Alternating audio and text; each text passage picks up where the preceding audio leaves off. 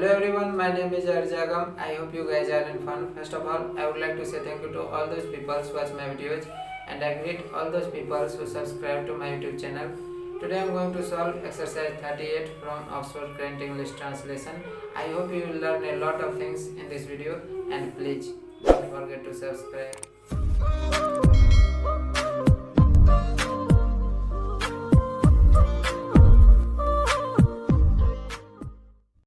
Basically यह exercise articles से related है, इसलिए ज़्यादा फोकस हम आर्टिकल्स के प्रयोग पर ही करेंगे। तो पहला अनुवाद है कि आप कवि थे। You were a poet. यहाँ पर ध्यान देना है, यहाँ पर ए का प्रयोग इसलिए किए हैं क्योंकि इसका जो प्रोनाउंसिएशन है, उच्चारण है, वो क्या है? कॉन्सोनेंट साउंड है। पोएट कॉन्सोनेंट साउंड है। वह एक बूढ़ा आदमी था। He was an old man। ध्यान देना है, यहाँ पर एन का प्रयोग इसलिए किया गया है क्योंकि यहाँ पर वोवेल साउंड इसका उच्चारण है, प्रोनाउंसिएशन है, ओल्ड। और आपको पता है कि यदि किसी नाउन के पहले कोई एडजेक्टिव हो तो एडजेक्टिव के ठीक पहले एडजेक्टिव के प्रोनाउंसिएशन के हिसाब से आर्टिकल्स का प्रयोग करते हैं। ठीक है। अब है आप एक अफसर थे। You were an officer. यहां पर भी वोवेल साउंड है, इसलिए एन का प्रयोग होगा। आप एक बेईमान अफसर थे। You were a dishonest officer. यहां पर क्या है? कॉन्सोनेंट साउंड, प्रोनाउंसिएशन है, उच्चारण है, इसलिए ए का प्रयोग किए हैं। सीता एक तेज लड़की थी। Sita was an intelligent girl। यहाँ पर इसका जो प्रोनाउंसिएशन है क्या है? वोवेल साउंड है, इसलिए एन का प्रयोग किए हैं। और आपको पता है कि इंटेलिजेंट यहाँ पर एडजेक्टिव का काम कर रहा है, नाउन का विशेषता बता रहा है। ठीक है, तो इसका जो प्रोनाउंसिएशन होगा एडजेक्टिव का, उसके हिसाब से आर्टिकल्स का प्रयोग करेंगे। चूंकि यह वोवेल साउंड है, इसलिए यहाँ पर एन का प्रयोग किए हैं। वह एक हाथी था। That was an elephant। यहाँ पर भी इसका वोवेल साउंड, प्रोनाउंसिएशन है, इसलिए एन का प्रयोग करेंगे। तुम एक आदर्श पुत्र थे। You were an ideal son। यहाँ पर भी वोवेल साउंड है, इसलिए एन लगाएंगे। मैं एक कलाकार था। I was an artist। यहाँ पर भी वोवेल साउंड है, इसलिए एन लगेगा। तुम एक मूर्ख कलाकार थे। You were a foolish artist. ध्यान देना है, यहाँ पर जो नाउन है, ठीक है, और इसका जो एडजेक्टिव है, तो हम एडजेक्टिव के प्रोनाउंसिएशन के हिसाब से एडजेक्टिव के ठीक पहले ए और एन का प्रयोग करेंगे। तो इसका कॉन्सोनेंट साउंड है, फुलिश का प्रोनाउंसिएशन, इसलिए यहाँ पर ए लगाएंगे। आप एक तेज डॉक्टर थे। You were an intelligent doctor. यहाँ पर क्या है? वोवेल साउंड है, इसलिए एन का प्रयोग किए हैं। इंटेलिजेंट यहाँ पर एडजेक्टिव का काम कर रहा है, तो इसके प्रोनाउंसिएशन के हिसाब से इसके ठीक पहले आर्टिकल्स का प्रयोग करेंगे। वह एमए था। He was an ए। चूंकि यहाँ पर वोवेल साउंड है इसलिए एन का प्रयोग किए हैं। जब हम इसे हिंदी में लिखते हैं तो एम वोवेल साउंड है इसलिए यहाँ पर एन का प्रयोग होगा। ठीक है। अब है श्याम बाबू एक एमपी थे। श्याम बाबू वाज एन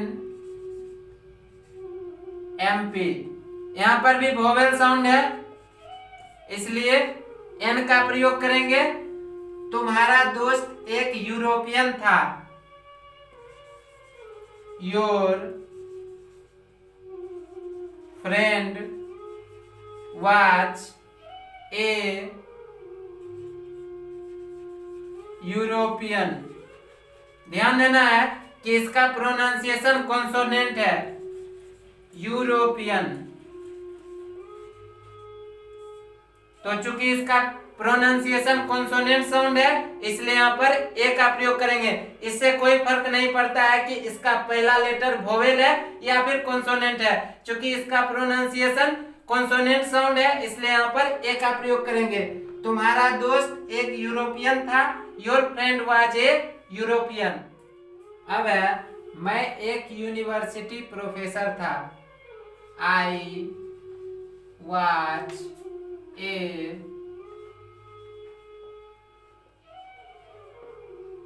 यूनिवर्सिटी प्रोफेसर।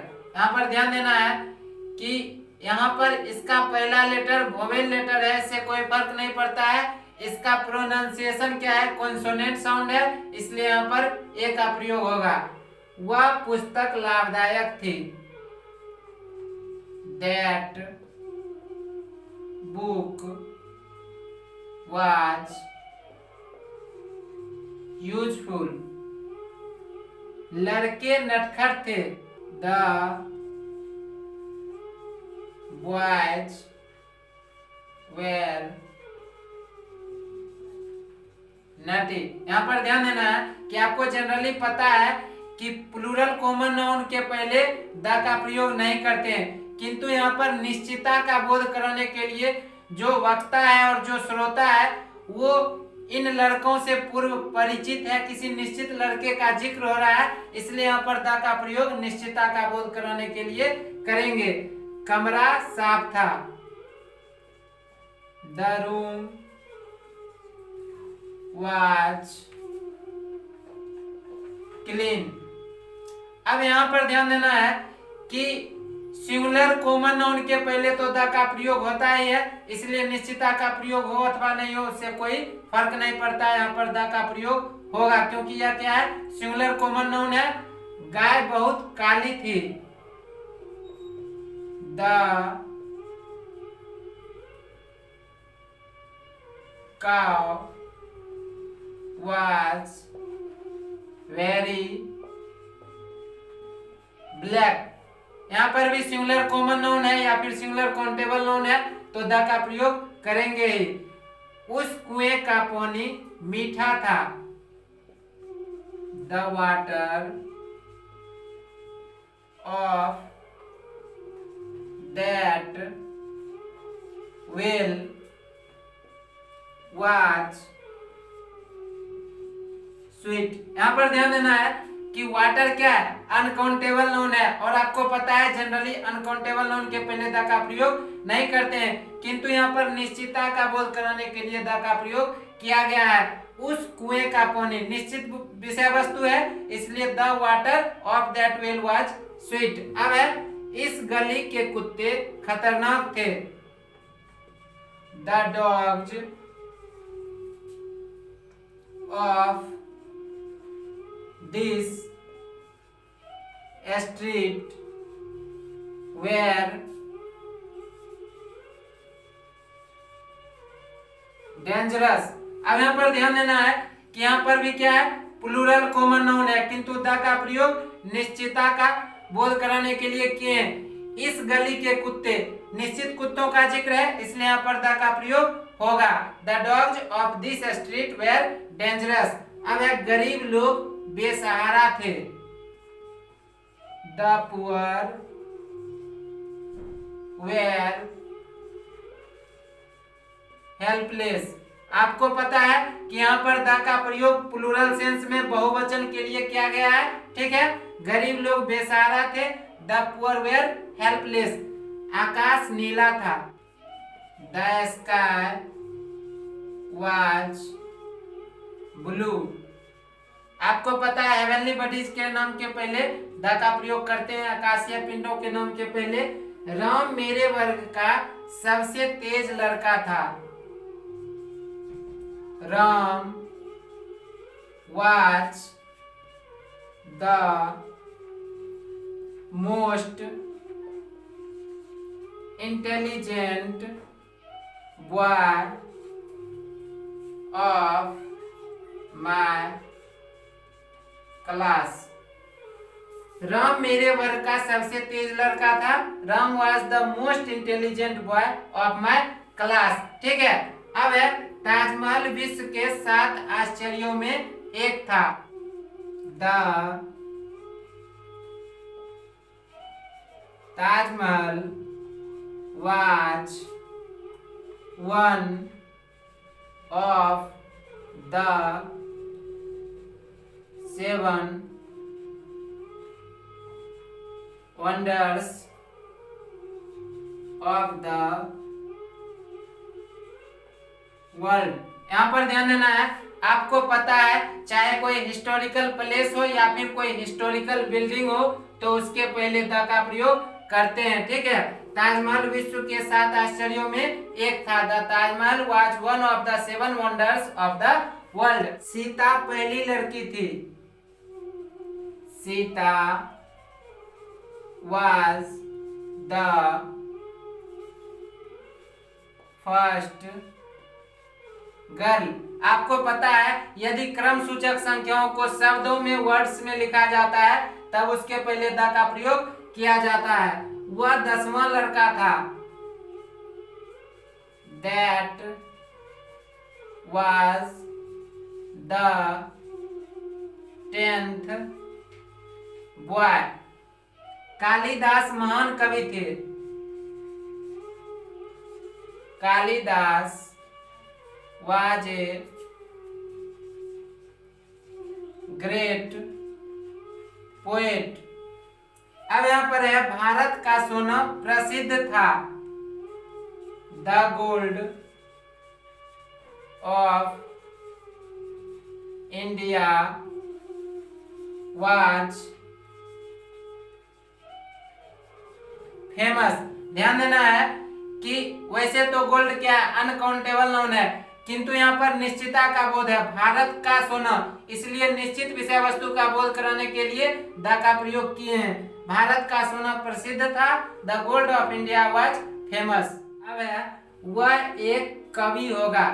आपको याद होगा जब आप लोगों ने शैल बी और विल बी का प्रयोग पढ़ा था तो मैंने बताया था यदि आपको किसी के वेशभूषा देखने से यह पता चले कि वह एक किसान होगा या फिर वह एक कवि होगा तब उसका अनुवाद आप शैल बी या विल बी लगाकर नहीं करते हैं, बल्कि इसका अनुवाद होगा वह एक कवि होगा। तो he would be A poet. दूसरी बात, यदि आपको ऐसा नहीं लगता है कि उसके वेशभूषा से ऐसा नहीं लगता है कि वह एक कवि होगा, बल्कि यदि आपका सेंस यह है कि वह भविष्य में कवि बनेगा और स्थिति कायम रहेगा, तब इसे आप ऐसे बना सकते हैं, he will be A poet.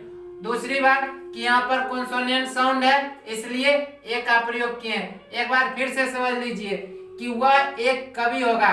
यदि आपको लगता है किसी के वेशभूषा से कि वह एक कवि होगा तब उसका अनुवाद आप करोगे he would be A poet, ठीक है। किंतु यदि आपको लगता है कि भविष्य में वह एक कवि बनेगा और स्थिति कायम रहेगा तब आप बनाओगे he will be A poet. अब है तुम एक अफसर बनोगे, you will be an officer. यहाँ पर वोवेल साउंड है इसलिए एन का प्रयोग करेंगे।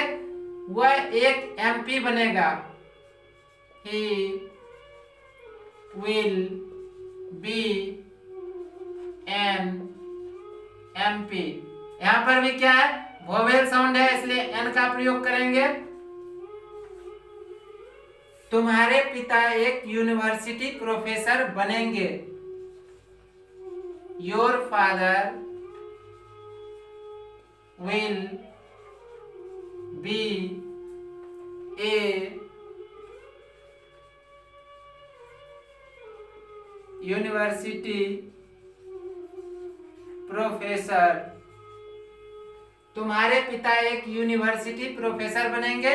Your father will be A university professor. अब है भारत के बच्चे ईमानदार बनेंगे।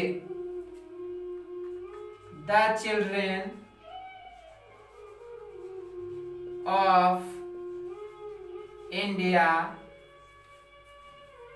Will be honest. यहां पर ध्यान देना है कि भारत के बच्चे, निश्चित बच्चों का जिक्र है, इसलिए द का प्रयोग करेंगे। ठीक है, तुम पहले भारतीय होगे। You will be the first Indian. क्रम सूचक संख्या को यहाँ पर वर्ड में, शब्द में लिखे हैं, इसलिए द का प्रयोग करेंगे। ईमानदारी सबसे अच्छी नीति होगी।